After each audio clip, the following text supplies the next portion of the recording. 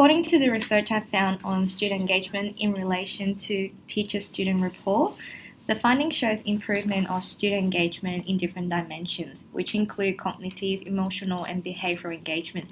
It also improves students' learning motivation, emotional security, self-perception, social skills, and their attendance.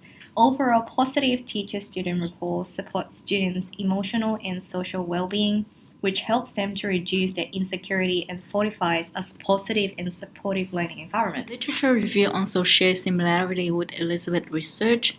First of all, just like teacher-student rapport, cooperative learning proved to improve student engagement and social group skills.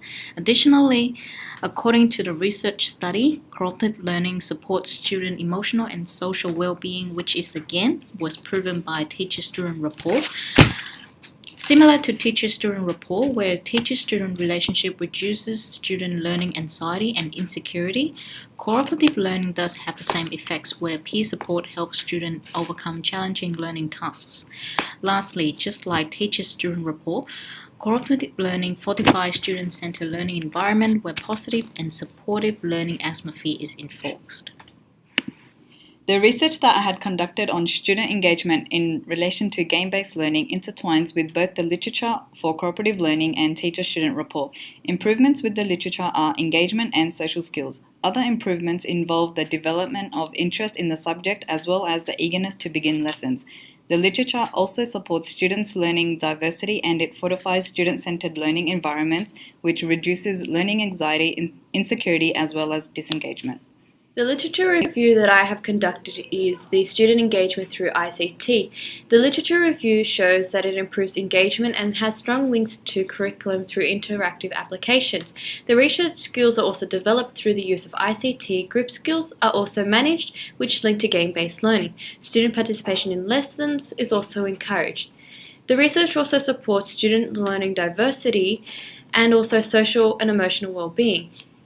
ICT is strongly supportive of student-centered learning, again links to all three literature reviews previously discussed. Skill development is also implemented through the use of ICT. The research also conducted reduces disengagement, which again links to game-based learning environments. It also lessens student anxiety, which links to teacher-student rapport and cooperative learning. In addition, ICT fortifies student learning environments and teaches student-centered learning, which also overlaps on all three literature review. Based on the data collected from observation, teacher-student rapport has a number of engagement benefits. So firstly, it increases learning engagement. What do you think? Yes, I agree. Especially with students of non-English background, they tend to hesitate and refuse to participate in learning due to their lack of confidence in language. From the interview that I conducted, all participants agree that cooperative learning increases student learning motivation through peer support. Similarly, support from teachers also increases active participation, and at the same time, it improves students' school attendance. And it also fosters students' positive self-perception, which helps them increase their emotional security. Yeah, that's true. And I think when student positive self-perception are established, learning will definitely become very meaningful for them. Yep. The data collected from teacher surveys for ICT and game-based learning supports the data collected from collaborative learning and teacher-student rapports, particularly with student learning engagement with curriculum content. Yes, I agree, because my data for game-based learning in relation to students' engagement with curriculum content shows 92% of teachers agreeing that game-based learning is beneficial to students' engagement and learning for curriculum content. Likewise, the data that I have collected for my ICT teacher survey has shown 60% of the 30 participants had agreed that students were engaging in curriculum content when ICT was used effectively. So we can all agree that the collected data correlates and supports one another. Yes.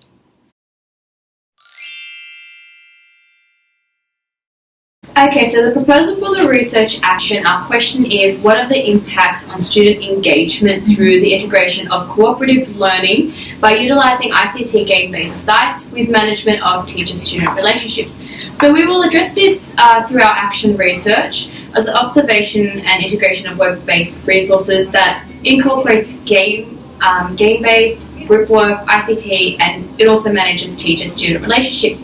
So the action research is the implementation of the site in 4 key curriculum areas. So we'll be looking at ELAD, history, English and science.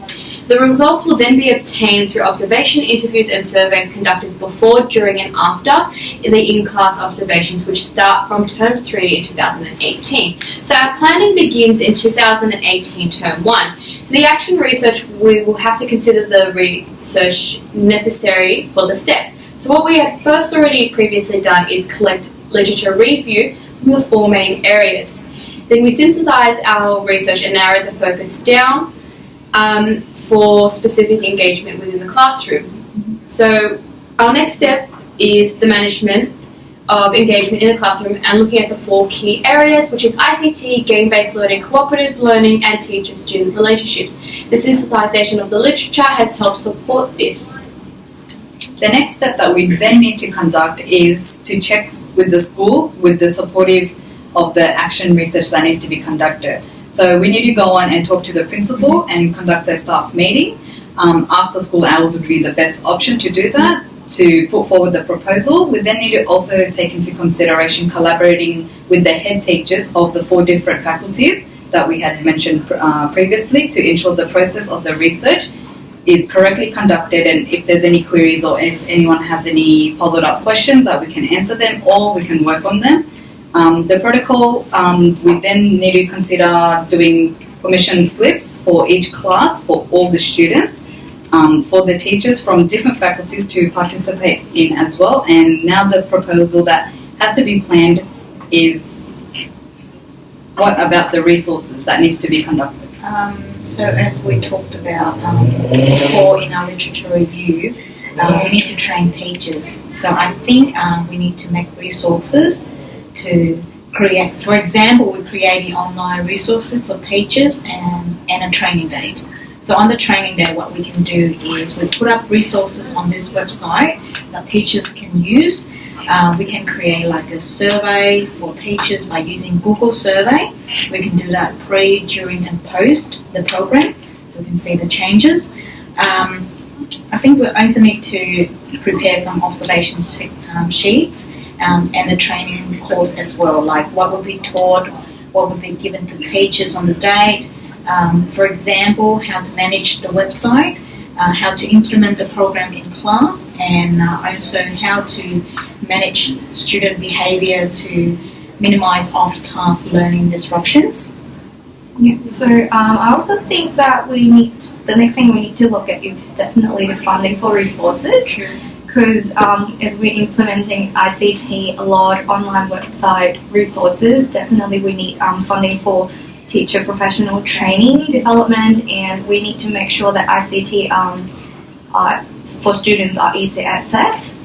And also we need to collaborate, in order to do so, we need to collaborate with the finance department of the school to organize the funding of the training day, how we're going to hire the ICT specialists to make online resources for students, and we need to also teach teachers how we're going to use the website, how we can create resources, how we can making everything just easy access for students, and they can create their own resource as well. So, if the funding doesn't, if it didn't approve, then we can also apply for government's grant for research. Okay, so in term 2, 2018, we're going to start the Teachers Professional Training and Building Program. So I think what would actually happen is we're going to start with observation, and then we do some data collections, and we make some resources. So as we mentioned before, we're going to organise a teachers training day. So I think on this day we can put up resources online. For example, what is online games, some educational resources that can incorporate some group work and teachers planning. And on the Teachers Training Day, we can show teachers how to use the resources to promote student engagement. We also train teachers how to use the web resources, like some hands-on activities so teachers can actually know what to do. I think for this training, it can be done through the collaboration with the 4 faculties, like English, History, Science, and ELD, and student learning support as well. And at the end of the program, we can organise some, like an observation date for each faculty to see how teachers are going and if they need extra support or something. Okay, so now that we have the planning and the intervention sorted out, how would we go about measuring the results from the data that we had collected, or how would we go about collecting the data? Okay, so during 2008, in terms 3 and 4, we'll be doing the observation bit of the action plan. So the results will be measured through, again, observations of the implementation of the resources and the students' engagement and teachers' surveys in the classroom. The selected year group that has been chosen, I guess, like we could say, is Year 8, which is stage 4, and this will continue onto the following year, so 2019, and that year will go from Year 8 to Year 9, and they'll be the same cohort. So we're looking at the same kids, so it's not a change of different students, we're focusing on the same kids and seeing the change over the terms. A survey will be conducted using Google Forms for the teachers, and then this will then be a comparison of the academic results with the students compared to the other classes that do not use the resources in the same school and the same cohort. So we can see any differences. This will then total to a 48 observations over 12 months, which is a span over the 4 terms in total. So how does that sound? Sounds good. Yeah, that makes sense. Yeah. So now we have the first bit of our action plan, but what's the next step? Okay, so now that we know the first 2 terms, or the last 2 terms of 2018 have been putting that plan into action, we'll continue that in 2019 through term 1 and 2. So we'll continue the observation, our action plan. We'll continue collecting data, and this is also when we'll collect surveys from the teachers and students to assess during. So we've got the pre, during, and after results. So this is the during. We can collect more. We can do interviews of teachers and selected students, which is all covered within the protocols, the consent forms. Everything is highlighted in the permission slips, which was approved by the principal, and they will all remain anonymous. So there will not be any name dropping. It will be all personal opinions, but So very confidential. Yes. Cool. Okay. Great. I think we'll just continue. Okay, so technically, after we finish the observation and collection of data, what do you reckon will be the next course of actions? Well, I think from 2019, which will be term 3 to term 4, we're definitely going to evaluate and have some reflection done, because we need to process and evaluate the data from the survey that we conducted earlier, which will be the pre and during and after and post survey. We'll be analysing those data and through coding, categorising, and we'll be looking at which classes had the greatest changes in results, and we can compare and contrast. Then we're keeping the record so all the teachers have access to where we can always reflect back to it. And then I think we also need teacher reflection on students' performance and engagement through the survey, like the post survey, which we can definitely see the changes between throughout the program. See how they feel about it. Yeah, definitely. Yeah.